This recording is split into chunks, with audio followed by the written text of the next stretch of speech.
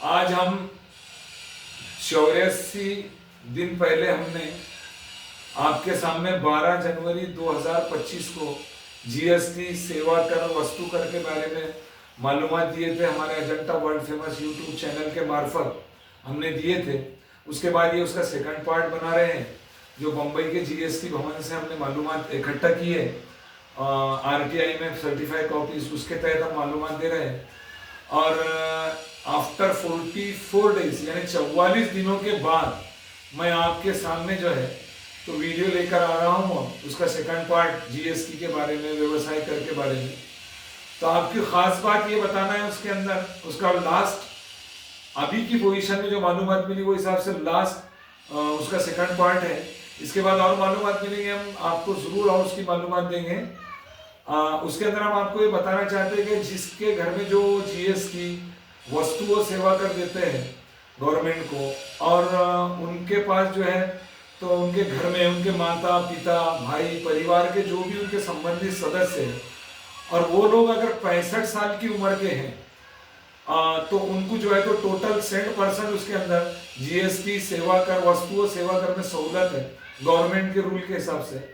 उसके बाद जो है तो जिनकी उम्र जिनका अपंग है, ये 65 साल के बाद जो अपंग लोग हैं और जिनका अपंग प्रमाण पत्र जो प्रमाणित है, जिसमें अपंग प्रमाण पत्र में 40% कम से कम जो है तो उसके अंदर अपंग की मर्यादा लिखी हुई है, 40% चाहिए। और जो मतिमंद बच्चों के माँ बाप हैं, तो मतिमंद बच्चों के माँ बाप, ऐसे 3 प्रकार के लोगों को जो है तो जीएसटी वस्तु और सेवा कर में व्यवसाय कर में जो है तो तमाम सहूलतें हैं। और ये गवर्नमेंट के रूल का जो जीएसटी वस्तु और सेवा कर अधिनियम है उसके आर्टिकल 27A और उसका क्लास 7, 8, 9 ऑब्लिक रोमन 4 के अंदर पूरी डिटेल है। हम आपको डिटेल आपको दे रहे हैं, आप उसको समझ लीजिए और समझ लीजिए। उसके हिसाब से अपने अपने एरिया के, अपने ज़िले के, अपने विभाग के, अपने इसमें जो है तो एप्लीकेशन दे के उसके अंदर सहूलत हासिल करें। ये पूरे इंडिया के लिए है, ऑल इंडिया के लिए ये रूल है, कोई मेरे स्टेट महाराष्ट्र के लिए है ऐसा नहीं है, ऑल इंडिया के लिए है। इसके अंदर जो लिखा हुआ है वो इस तरह है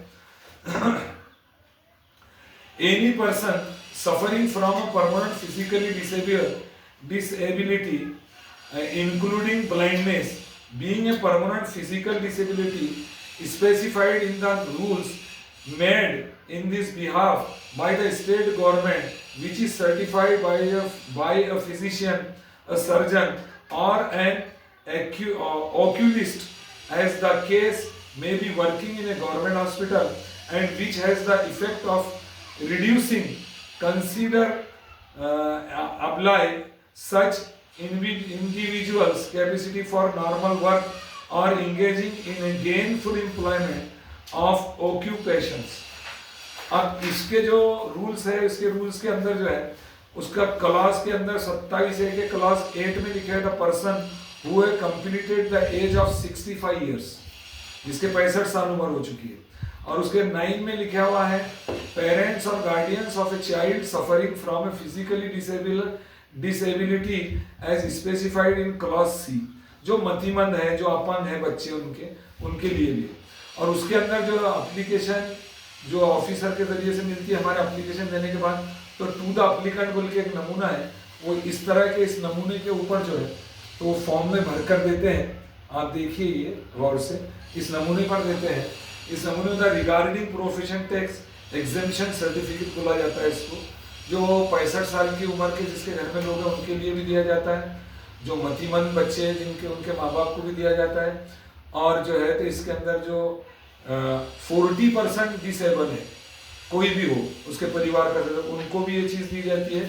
और दूसरा एक सर्टिफिकेट 27A के क्लॉज में जो दिया जाता है वो है subject applicant exemption from payment of Maharashtra state profession tax में दिया जाता है।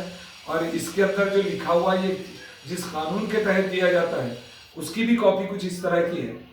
और उसके अंदर जो है grant exemption certificate under the MSPT act 1975 to applicant के नेम पे इसको दिया जाता है। रिगार्डिंग ऑफिसर उसके ऊपर सिग्नेचर वगैरह करते हैं तो मेरी तमाम महाराष्ट्र स्टेट के टैक्स पेयर लोगों से जो जीएसटी में वस्तु और सेवा कर वगैरह देते हैं, वो जो जो किस्म के टैक्स देते हैं वो अपने इनकम टैक्स ऑफिस जीएसटी वस्तु और सेवा कर भवन को संपर्क करके अपने टैक्स पावती में जो उनके घर में 65 साल की उम्र के लोग हो, 40 साल के अपंग के लोग हो, या फिर कोई मतिमंद बच्चों के या अपंग बच्चों के माता पिता हो, तो वो एप्लीकेशन देके उनसे सर्टिफिकेट 100% टैक्स की माफ़ी की जो योजना का फ़ायदा उठाएं और जो है तो उससे लाभ लें। और जो लाभ इनको मिलेगा, मेरी उनसे एक विनती है कि वो उस पैसों को जो लाभ के मिलेंगे वो आपका पैसा है, टैक्स आपने दिए थे, लेकिन कुछ जनहितार्थ कार्य में भी उसको सर्व करना चाहिए, उसको जो है तो देना चाहिए। यही मेरी आपसे विनती है। कोई एजुकेशन वर्क है, किसी गरीब की मदद है, उसमें देना चाहिए और लोगों को फ़ायदा पहुंचाने की कोशिश करना चाहिए। अगर आपको 100% फ़ायदा होता है तो 10% 20% पब्लिक के लिए, पब्लिक इंटरेस्ट में देने के लिए कोई हर्ज नहीं है। और आपसे एक विनती है कि मेरे Ajanta world famous YouTube channel को लाइक करें, सब्सक्राइब करें, शेयर्स करें, कमेंट्स करें। जय हिंद।